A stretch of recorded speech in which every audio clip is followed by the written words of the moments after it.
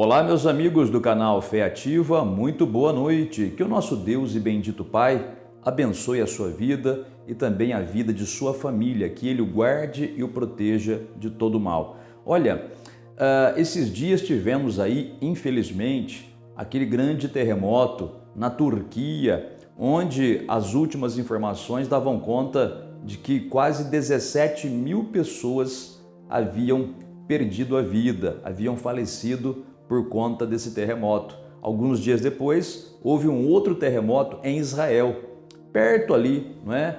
E menos grave, não houve vítimas, no caso, pelo menos até agora, o que se consta, né? Nesse terremoto de Israel.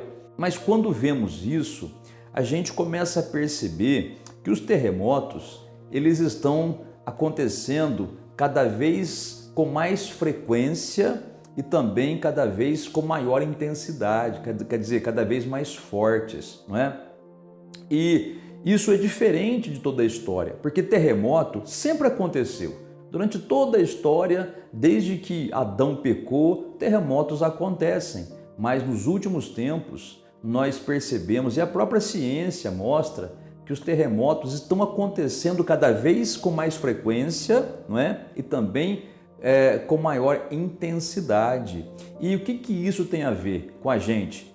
Tem tudo a ver. Por quê? Porque isso é um dos sinais do final dos tempos. Você sabe que o Senhor Jesus, ele disse que ele voltaria, ele disse que haveria uma grande tribulação, ele disse que haveria o anticristo, ele disse na sua revelação lá em Apocalipse para o apóstolo João que haveria a marca da besta, né? O falso profeta, haveria ali, enfim, uma situação muito difícil. E esse final dos tempos está próximo e, embora não saibamos a data em que isso vai acontecer, porque nem o Senhor Jesus Cristo como homem sabia dessa informação, como Deus sim, mas como homem não é? Então, ninguém sabe quando acontecerá esse final dos tempos, qual é a data exata, isso ninguém sabe. E qualquer um que diga que sabe é falso profeta, é mentiroso, charlatão, picareta, o nome que você quiser dar, né? Mas ninguém sabe a data. Agora, o Senhor Jesus deixou sinais e os terremotos são um dos sinais. E também nós sabemos que esses terremotos que acontecem agora são sinais do final dos tempos. Por quê? Porque olha o que a Bíblia diz, porque já que terremotos acontecem desde que o mundo é mundo, né? Como é que nós sabemos que esses terremotos que estão acontecendo no nosso tempo são sinais do final dos tempos? Porque o Senhor Jesus disse o seguinte, olha só, Mateus capítulo 24, a referência bíblica está aparecendo aí, ó, do versículo de número 6 em diante, diz assim.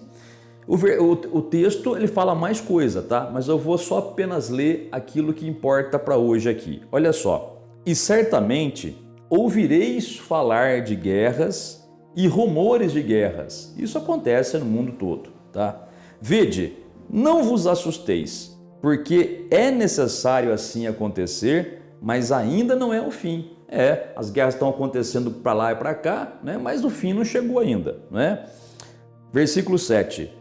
Porquanto se levantará nação contra nação, reino contra reino, e haverá fomes e terremotos em vários lugares. Porém, tudo isto é o princípio das dores. Veja essa expressão, princípio das dores. Tem Bíblia que a tradução diz assim, o princípio das dores de parto. Então, o Senhor Jesus deixa aqui, gente, a comparação de uma mulher que está para dar à luz com o final dos tempos ou com o sinal do final dos tempos. Porque quando uma mulher está para dar à luz, o que acontece?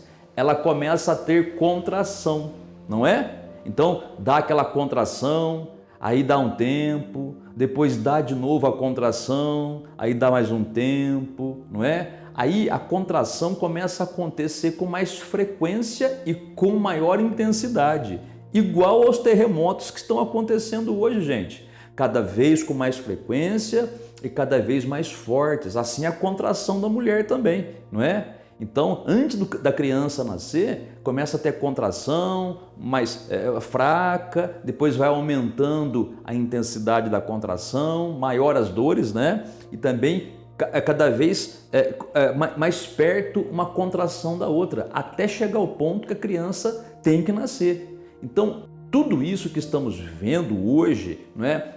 Esse mundo confuso, esse mundo pecaminoso, né? Porque Jesus também disse que no final seria como foi nos dias de Noé. O mundo vivia num pecado só quando aconteceu o dilúvio, quando ninguém esperava. Assim também, o mundo hoje está cada vez mais pecaminoso, mais pornográfico, mais sujo, mais impuro, não é verdade? Tudo que era correto antigamente, hoje virou errado. E tudo que era errado antigamente, hoje o povo considera certo. Sinal do final dos tempos. E tudo isso está aumentando em quantidade, né? Cada vez mais, e cada vez as coisas ruins com mais frequência acontecem e cada vez mais fortes. Exatamente como uma mulher quando ela tem contrações porque está perto o nascimento do bebê, até que o bebê nasce. Quer dizer, a hora que o bebê nascer, não é? Então se consuma aquilo que estava se prevendo, a vinda do bebê, não é? Assim também. Chega uma hora que Jesus vem, arrebata a igreja, não é? E o anticristo surge e começa a grande tribulação. A grande pergunta é: você está pronto para esse dia? Porque esse dia pode chegar a qualquer momento. Você está pronto para a volta de Jesus? Você está pronto se Jesus voltar agora para arrebatar a sua igreja? Porque ele vai arrebatar, quer dizer tomar, ele vai pegar a igreja. E igreja, quando a gente fala que Jesus vem buscar a igreja, não é uma placa de igreja, não é uma denominação, é esta igreja ou aquela igreja. Não, igreja quer dizer todas as pessoas que realmente se converteram a Cristo e que estão vigilantes, que estão atentas. Essas pessoas serão arrebatadas. O restante não. O restante vai ficar aqui. Não basta dizer eu tenho uma religião, ou não basta dizer eu sou crente, se a pessoa não se converteu de verdade. Porque tem gente que frequenta a igreja, mas não se converteu, né? E tem aqueles que se converteram, mas se afastaram do caminho. E a pergunta que eu faço, caso você seja uma dessas pessoas, você está pronto? Pode acontecer a qualquer momento, gente. Olha o terremoto que teve aí, né? Cada vez pior está ficando. E você não percebe o sinal do final dos tempos? Jesus pode voltar. Então, essa palavra é assim, para colocar um pouco de temor no seu coração, sabe? Porque o diabo engana tanto que ele quer que a gente viva nessa terra como se não houvesse amanhã, né? As pessoas sendo mais amigas dos prazeres do que amigas de Deus. As pessoas se importando mais com prazeres do mundo do que em servir a Deus. E isso, infelizmente, faz parte da vida de muitos crentes, inclusive, né? Que se converteram, mas a partir de um certo tempo vivem mais para o mundo e de acordo com o mundo, fala igual o mundo fala, deseja como o mundo deseja e não está nem aí com Jesus, como se Jesus ele fosse bobo, né? Ah, Jesus me ama, a hora que acontecer ele vem me pegar. Vai pegar se você estiver em santidade, se você estiver em ordem com ele, porque se não tiver, filhinho, você fica e vai passar muita dificuldade, tá? O período da tribulação são 7 anos que haverá aqui na terra, onde nos 3 anos e meio iniciais, o anticristo não vai se revelar como anticristo. Pelo contrário, ele vai tentar parecer ser uma pessoa salvadora, né? Alguém que vai ter muita influência, talvez um grande político, né? Que vai dar uma de salvador do mundo para ajeitar as coisas. E depois, nos 3 anos e meio finais, ele se revela como o anticristo e mostra toda a sua maldade e ai daquele que tiver aqui. Por isso que eu falo para você, meu amigo e amiga, para que arriscar? Não é melhor receber Jesus como Salvador agora, para poder partir com Jesus se ele vier buscar a igreja nesses dias? Repito, ninguém sabe a data, ninguém sabe a hora, ninguém sabe o momento. Pode ser daqui a 1 ano, daqui a 2 anos, daqui a 10 anos, daqui a 30 anos, eu não sei. Ninguém sabe, mas também pode ser amanhã, daqui a pouco, esta noite. De repente, essa noite, você está dormindo, Jesus volta, se você estiver em Cristo e estiver bem com Ele, você sobe, mas se não estiver em Cristo, você fica. E estiver aí desviado, fraco na fé, e aí, quem garante que você sobe? Por isso essa palavra para você, meu amigo e amiga, o Senhor Jesus está voltando. Tudo que está acontecendo ao nosso redor mostra isso. Por exemplo, a Bíblia fala, olha a referência bíblica aí, ó, de pais contra filhos, filhos contra pais, não é? Matricidas, parricidas, quer dizer, filhos que matam a própria mãe, que tiram a vida do próprio pai. Isso nunca teve tão forte como hoje, gente. Não é? Os jovens aí, por causa de drogas, batem no pai, batem na mãe, não respeitam mais ninguém. A droga virou o Deus de muita pessoa, não é verdade? Os prazeres do mundo viraram os deuses de muitas pessoas, não é? A prostituição virou o Deus de muitas pessoas. E muitas pessoas aí até mesmo que se diziam cristãs. E outra coisa, mesmo que o Senhor Jesus demore um pouco para voltar, tá? E se a gente morrer agora? Já parou para pensar que pode acontecer? Você já viu falar de alguma pessoa que aparentemente estava um poço de saúde? De repente vem a notícia, você viu quem morreu? Quem? Ah, fulano de tal. Nossa, mas eu conversei com ele ontem, estava forte. Pois é, deu um treco no coração, morreu na hora. E aí? Quem garante? E aí a alma da pessoa vai para onde? Dependendo do estado que ela está, vai para Deus. Mas se não estava bem com Deus, vai para o inferno. E aí? Para pensar um pouco sobre isso. Às vezes você fica aí brigando por porcaria, se chateando por tontice, tonteira. Você fica aí se desgastando e até blasfemando por causa de coisas dessa terra. Pensa no principal, que é a tua salvação e a salvação da tua alma, tá bem? Olha os sinais aí, gente. Olha os sinais aí, não é?